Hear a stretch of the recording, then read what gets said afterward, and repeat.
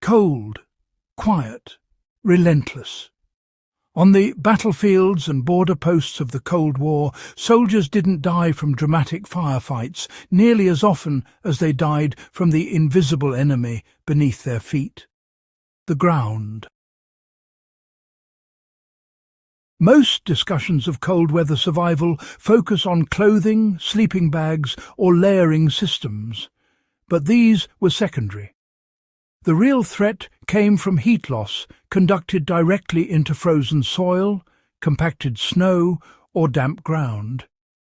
Understanding this principle was the difference between a soldier waking up functional or, succumbing to hypothermia before the morning roll call.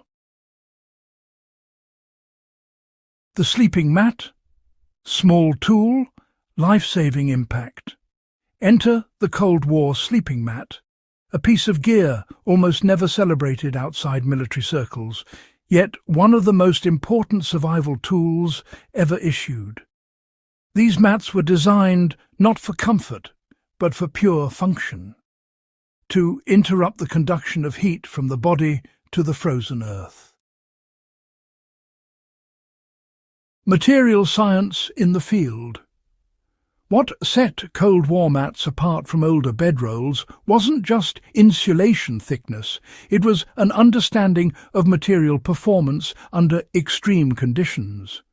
Closed-cell foam, for instance, does not absorb water and does not collapse under weight. Critically, it retains its insulating properties even when frozen solid. A soaked wool blanket, in contrast, transforms into a heat sink, drawing warmth away instead of keeping it.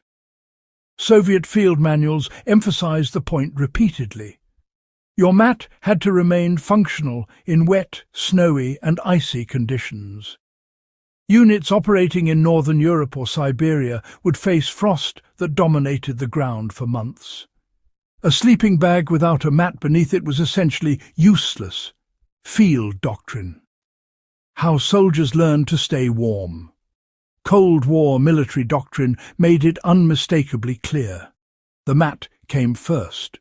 Before laying a blanket, unrolling a sleeping bag, or arranging personal gear, the mat had to be placed on the ground.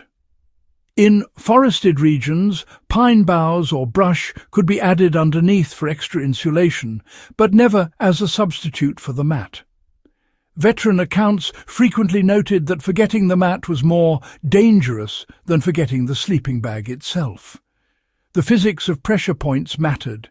Hips, shoulders and torso contact the most ground surface and bleed heat fastest. Cold War training drilled soldiers in these principles because survival didn't rely on guesswork. It relied on consistent, repeatable practices in the field. The logistics advantage.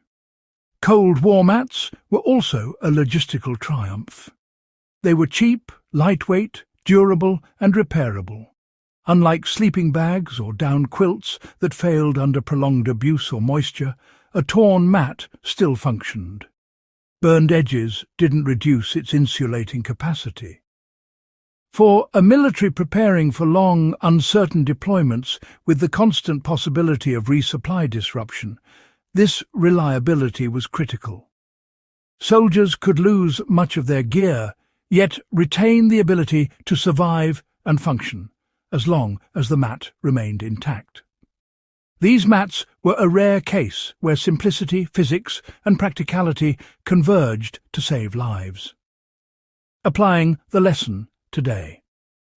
The Cold War sleeping mat may seem like a historical curiosity, but the lesson applies today for bushcraft, expedition camping, or emergency preparedness. Ground insulation is the first priority. Lay down anything that creates air pockets and resists compression. Moisture barriers should go above, not below, the insulation. Keep coverage continuous beneath the torso, hips and shoulders. Modern camping mats, layered cardboard, dry vegetation or even folded clothing can replicate this principle. The Cold War solution was never about luxury. It was about survival physics, learned under the harshest conditions imaginable. Why this detail matters for historians and survivalists. The Cold War sleeping mat teaches a broader lesson.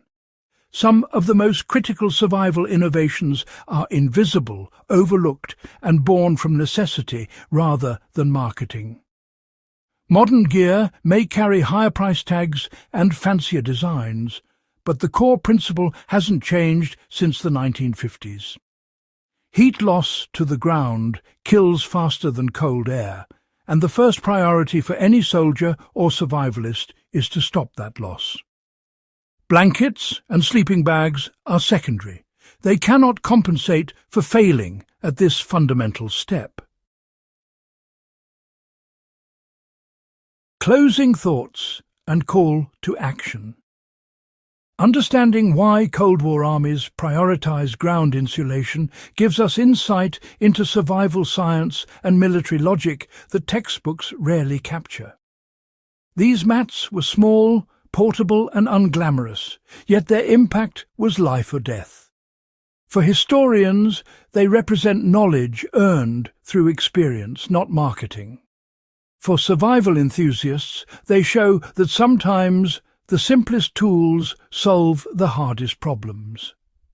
If you appreciate this kind of deep, practical military history, make sure to subscribe to Warfront Survival, share this video with fellow historians and survivalists, and comment with your thoughts or experiences. The lessons of the Cold War are still relevant today, and staying warm begins with what lies beneath you.